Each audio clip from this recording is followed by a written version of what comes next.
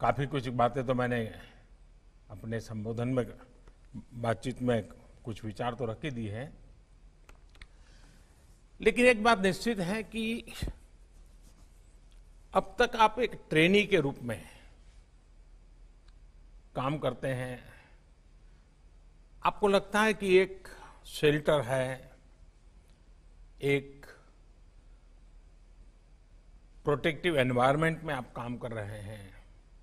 आपको लगता है कि गलती करेंगे तो साथी भी है, संभालेगा, आपके ट्रेनिंग देने वाले लोग हैं वो भी संभाल लेंगे, लेकिन रातों रात स्थिति बदल जाएगी। जैसे ही यहां से आप बाहर निकलोगे, आप प्रोटेक्टेड एनवायरनमेंट में नहीं होंगे। सामान्य मानवी आपको नए हो, अनुभव अभी हुआ नहीं है, कुछ नहीं समझेगा। वो तो ये समझेगा कि भाई आप तो यूनिफॉर्म में हैं, आप तो साहब हैं, मेरा ये काम क्यों नहीं हो रहा है। अरे आप तो साहब हैं, आप ऐसे कैसे करते हो। यानी आपकी तरफ देखने का नजरिया बिल्कुल बदल जाएगा। ऐसे समय आप किस प्रकार की अपने आप को कैसे प्रस्तुत करते हैं, कैसे आप अपने आप को वहां से कार्यरत करते हैं, इसको बहुत बारीकी से देखा जाएगा। मैं चाहूंगा कि आप इसमें शुरू के कालखंड में जितने ओवर कॉन्शियस रहे जरूर रहे, क्योंकि first impression is last impression. अगर आपकी एक छवि शुरू में ऐसी बन गई कि भाई ये तो इस प्रकार के अफसर हैं, फिर आप कहीं पर भी ट्रांसफर करोगे, वो आपकी छवि आपके साथ ट्रैवल करती जाएगी, तो आपको उसमें से बाहर आने में बहुत समय जाएगा। आप बहुत केयरफुली ये कोशिश कीजिए। दूसरा, समाज व्यवस्था का एक दोष रहता है। हम भी जब चुन करके दिल्ली में आते हैं तो दो चार लोग हमारे आसपास ऐसे ही चिपक जाते हैं, पता ही नहीं होता ये कौन है, और थोड़े दिन में सेवा करने लग जाते हैं। साहब गाड़ी की जरूरत है तो बता देना, व्यवस्था कर दूंगा। पानी की जरूरत है तो बोलिए साहब ऐसा करो, अभी तो आपको खाना नहीं होगा, ये भवन का खाना अच्छा नहीं है, चलिए मैं नजदीक में यहाँ खाना है, मैं ले आऊँ क्या। पता ही नहीं होता ये सेवादार कौन आ जाते हैं। आप भी जहां जाएंगे जरूर ऐसी एक टोली होगी जो शुरू में आपको भी जरूरत होती है कि नए हैं, इलाका नया है, और अगर उस चक्कर में फंस गए तो फिर निकलना बहुत मुश्किल हो जाएगा। आप कष्ट हो शुरू में तो कष्ट, नया इलाका है तो नया इलाका, अपनी आंखों से, अपने कान से, अपने दिमाग से चीजों को समझने का प्रयास कीजिए। शुरू में हो सके तो अपने कान को फिल्टर लगा दीजिए। आपको लीडरशिप में सक्सेस होना है तो शुरू में आपके कान को फिल्टर लगा दीजिए। मैं ये नहीं कहता हूं कान को ताला लगाइए, मैं फिल्टर लगाने के लिए कह रहा हूं। इससे क्या होगा कि जो जरूरी चीजें हैं, जो आपकी कैरियर के लिए, आपकी ड्यूटी के लिए, एक इंसान के नाते, वो फिल्टर की हुई चीजें जब आपके दिमाग में जाएगी, आपको बहुत काम आएगी। सारा कूड़ा कचरा, वरना तो आप देखिए कोई भी जाता है तो लोग उसको एक डस्टबिन मान लेते हैं, और जितना बड़ा आदमी उतना बड़ा डस्टबिन मानते हैं, और कूड़ा कचरा फेंकते ही चले जाते हैं, और हम भी उस कूड़े कचरे को संपत्ति मान लेते हैं। हम अपने मन मंदिर को जितना साफ रखेंगे उतना फायदा होगा। दूसरी एक विषय, क्या कभी हमने अपने थाने के कल्चर को बल दिया है क्या। हमारा थाना एक सामाजिक विश्वास का केंद्र कैसे बने, उसका एनवायरनमेंट। आज थाना देखिए, स्वच्छता का अभाव होता है, ये ठीक है, कुछ इलाकों में थाने बहुत पुराने हैं, जर्जरित है, मैं जानता हूं, लेकिन साफ सुथरा रखना तो कोई मुश्किल काम नहीं है। हम तय करें कि मैं जहां जाऊंगा मेरे हाथ के नीचे 50, 100, 200 जो भी थाने होंगे, उसमें ये 12-15 चीजें मैं कागज पे तय करूंगा, ये बिल्कुल पक्का करके रहूंगा। व्यक्ति को मैं बदल पाऊं ना बदल पाऊं, मैं व्यवस्था को बदल सकता हूं, मैं एनवायरनमेंट को बदल सकता हूं। क्या आपकी प्रायोरिटी में ये चीज हो सके? और आप देखिए, फाइलें कैसे रखना, चीजें कैसे रखना, कोई आए तो कैसे बुलाना बिठाना, इन छोटी छोटी चीजों को आप कर लीजिए। कुछ पुलिस के लोग जब नए ड्यूटी पर जाता है तो उनको लगता है कि मेरा रौब पहले मैं दिखा दूं, लोगों को मैं डरा दूं, मैं लोगों में एक अपना हुक्म छोड़ दूं, और जो एंटी सोशल एलिमेंट हैं वो तो मेरा नाम से ही कांपने चाहिए। ये जो सिंघम वाली फिल्में देख करके जो बड़े बनते हैं, उनके लिए दिमाग में ही भर जाता है, और उसके कारण करने वाले काम छूट जाते हैं। आपके हाथ के नीचे अगर 100 लोग, 200 लोग हैं, 500 लोग हैं, उनमें क्वालिटेटिव चेंज कैसे आए, फिर एक अच्छी टीम कैसे बने, आपकी सोच के अनुसार अच्छा, आप देखिए, आपको देखने का तरीका बदल जाएगा। सामान्य मानवीय पर प्रभाव पैदा करना है कि सामान्य मानवीय में प्रेम का सेतु जोड़ना है, तय कर लीजिए।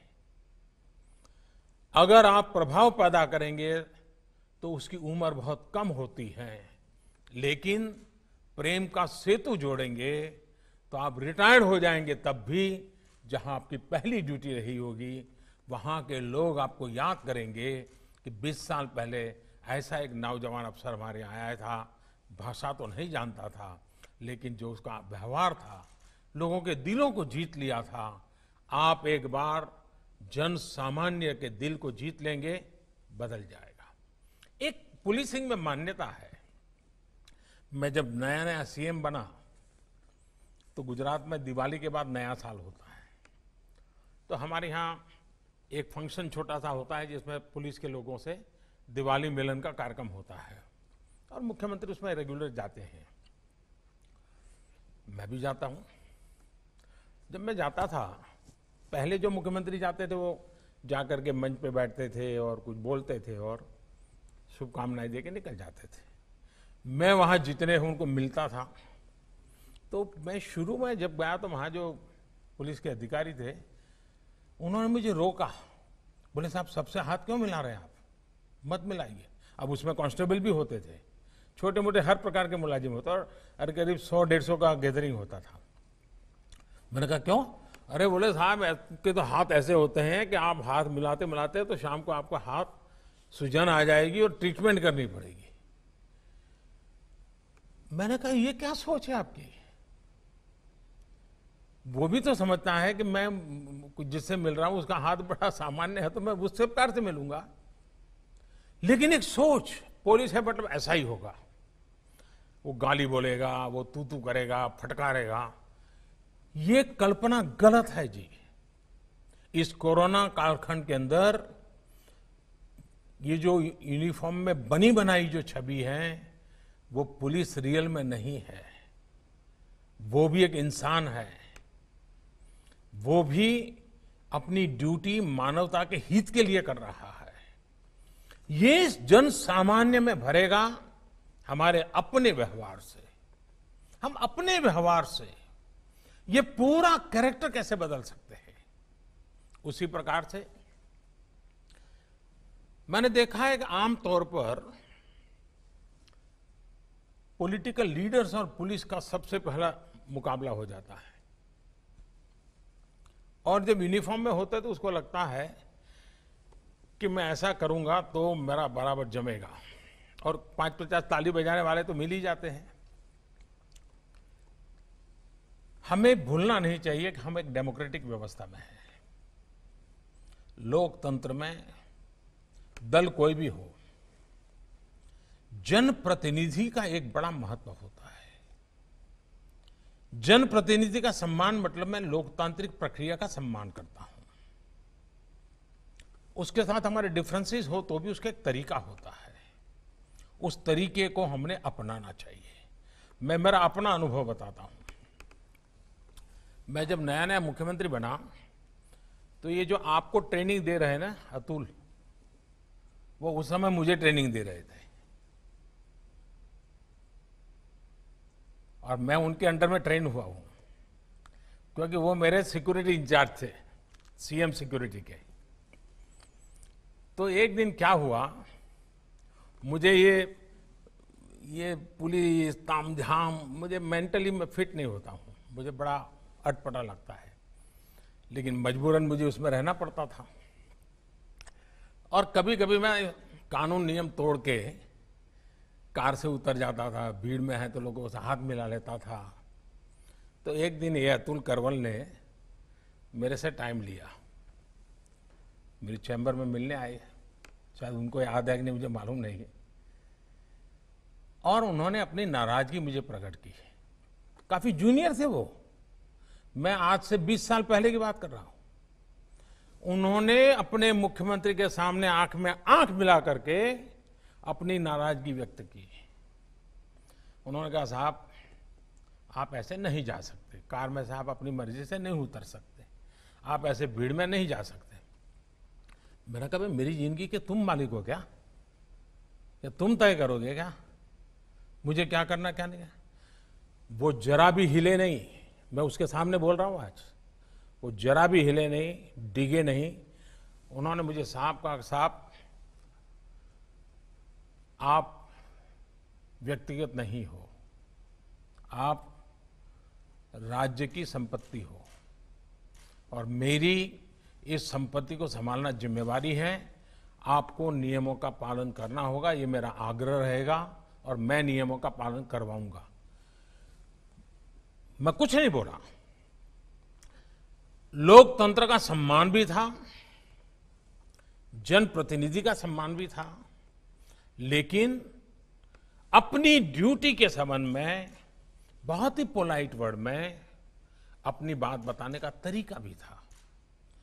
मेरे जीवन के वो बिल्कुल शुरुआती कालखंड थे मुख्यमंत्री के नाते। वो घटना आज भी मेरे मन पर स्थिर क्यों है? क्योंकि एक पुलिस अफसर ने जिस तरीके से और जिस दृढ़ता से और लोकतंत्र में जनप्रतिनिधि के महत्व को समझते हुए बात रखी थी, मैं मानता हूं हर पुलिस का जवान ये काम कर सकता है, हर कोई कर सकता है। हमें इन बातों को देखना होगा। एक और विषय है, देखिए इन दिनों टेक्नोलॉजी ने बहुत बड़ी मदद की है।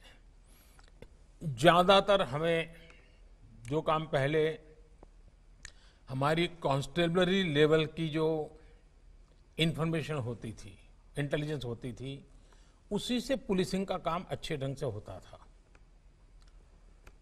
दुर्भाग्य से उसमें थोड़ी कमी आई है। इसमें कभी भी कॉम्प्रोमाइज मत होने देना। कांस्टेबलरी लेवल की इंटेलिजेंस पुलिसिंग के लिए बहुत आवश्यक होती है जी। इसमें कभी कमी भी मत आने देना।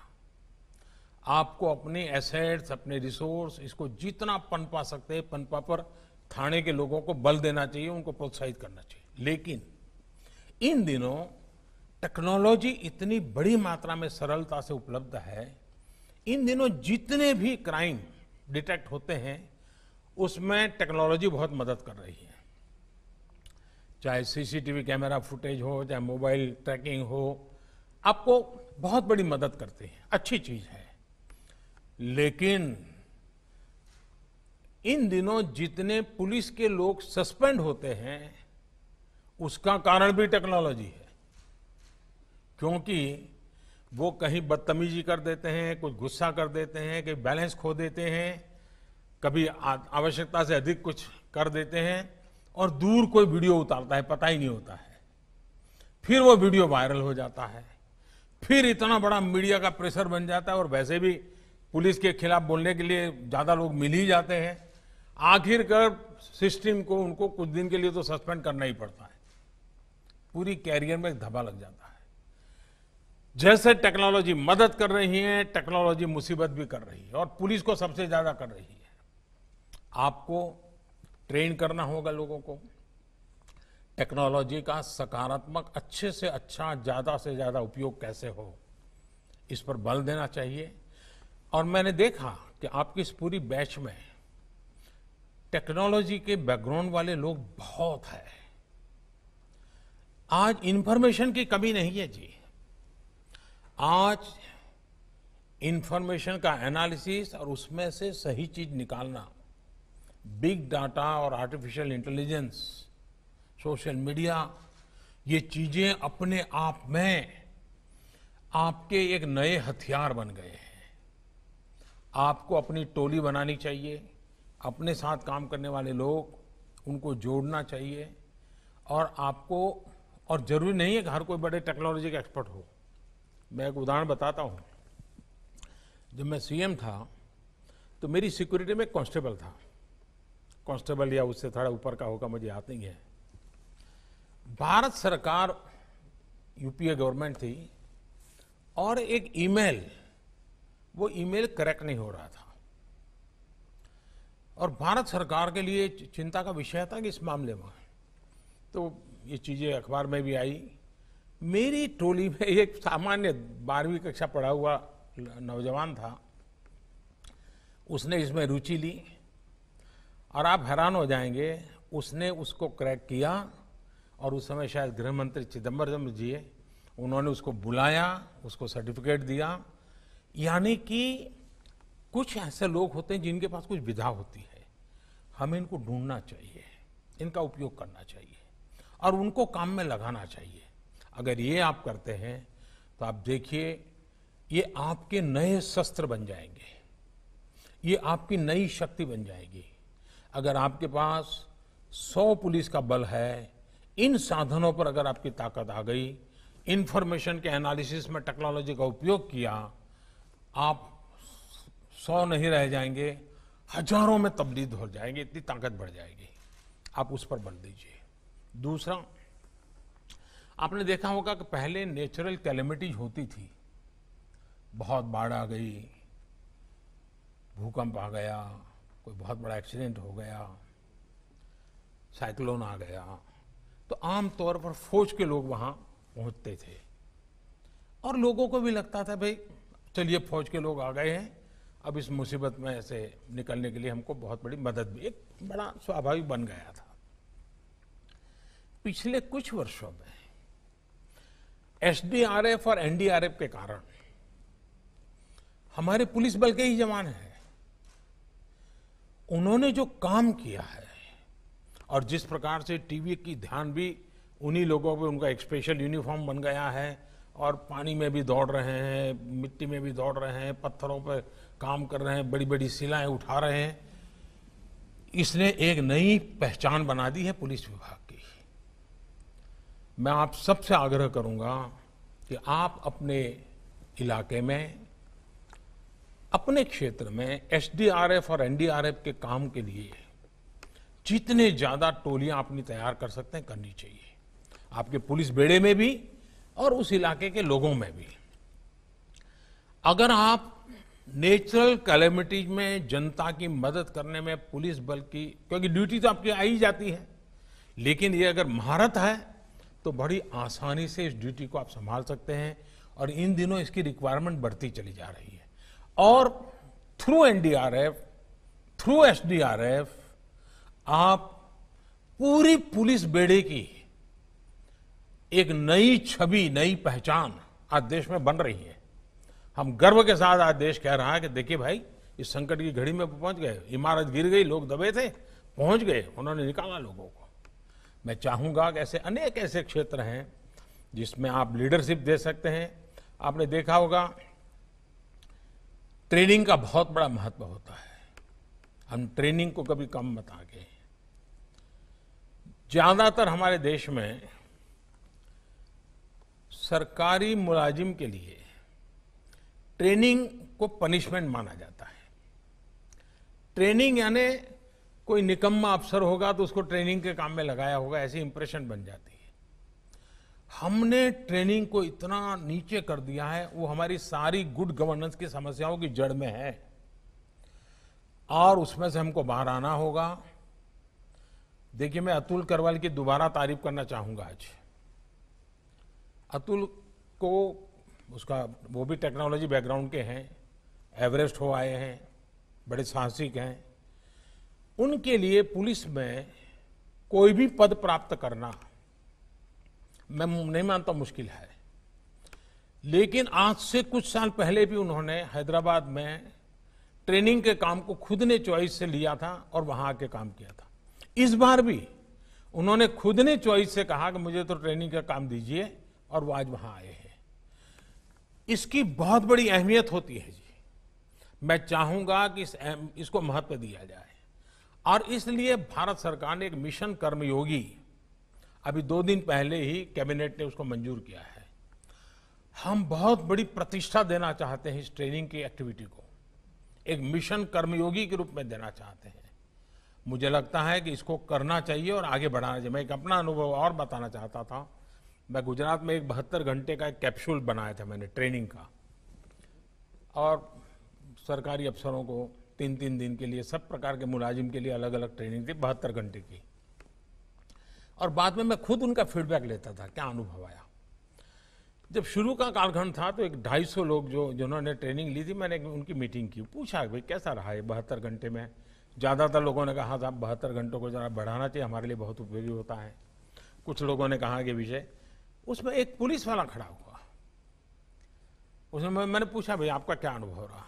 उसने मुझे कहा, मुझे साहब इस 72 घंटे में मैं अब तक पुलिस वाला था, इस 72 घंटे ने मुझे इंसान बना दिया। इन शब्दों की बहुत बड़ी ताकत थी। वो कहता है कि मुझे कोई मानता ही नहीं था कि मैं इंसान हूं, सब लोग ये देखते हैं मैं पुलिस वाला हूं। इस 72 घंटे की ट्रेनिंग में मैंने अनुभव किया कि मैं सिर्फ पुलिस नहीं हूं, मैं एक इंसान हूं। देखिए ट्रेनिंग की ये ताकत होती है। हमें ट्रेनिंग की लगातार, अब जैसे आपके यहां परेड, आपको पक्का करना चाहिए परेड के जो घंटे हैं 1 मिनट कम नहीं होने देंगे। आप अपने स्वास्थ्य की जितनी चिंता करें, अपने साथियों को हमेशा पूछते रहिए स्वास्थ्य का कैसा है, एक्सरसाइज करते हो नहीं करते हो, वेट कंट्रोल रखते हो कि नहीं रखते हो, मेडिकल चेकअप कराते हो कि नहीं कराते हो। इन सारी चीजों पर बल दीजिए, क्योंकि आपका क्षेत्र ऐसा है कि जिसमें फिजिकल फिटनेस सिर्फ यूनिफॉर्म में अच्छे दिखने के लिए नहीं है। आपकी ड्यूटी ऐसी है कि आपको इसको करना पड़ेगा और इसमें आपको नेतृत्व देना पड़ेगा। और हमारे यहाँ शास्त्रों में कहा गया है कि यत यत आचरति श्रेष्ठ, यत यत आचरति श्रेष्ठ तत् तत् एव इतरः जनः स यत प्रमाणम कुरुते लोकः तत् अनुवर्तते। अर्थात श्रेष्ठ लोग जिस तरह का आचरण दिखाते हैं, बाकी लोग भी वैसा ही आचरण करते हैं। मुझे विश्वास है कि आप उस श्रेष्ठ जनों की श्रेणी में हैं, आप उस श्रेष्ठता को सिद्ध करने की श्रेणी में हैं। आपको एक अवसर मिला है, साथ साथ एक जिम्मेवारी मिली है, और जिस प्रकार की चुनौतियों से आज मानव जात गुजर रही है, उस मानव जात की रक्षा के लिए, हमारे देश के तिरंगे की आन बान शान के लिए, भारत के संविधान के प्रति पूर्ण समर्पण के साथ सेवा परमो धर्मः। रूल की अपनी एक महत्ता है, लेकिन रोल इसकी विशेष महत्ता है।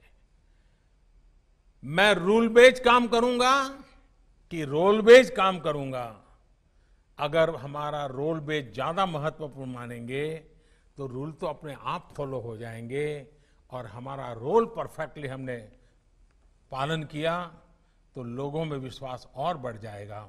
मैं फिर एक बार आप सबको बहुत बहुत शुभकामनाएं देता हूं, और मुझे विश्वास है कि खाकी का सम्मान बढ़ाने में आपकी तरफ से कोई कमी नहीं रहेगी। मेरी तरफ से भी आपकी, आपके परिवारजनों की, आपके सम्मान की जो कुछ भी जिम्मेवारियां निभाने की है, उसमें कभी कमी नहीं आने दूंगा। इसी विश्वास के साथ आज के शुभ अवसर पर अनेक अनेक शुभकामनाएं देते हुए आपको मैं शुभास्ते पंथा कहता हूं। धन्यवाद।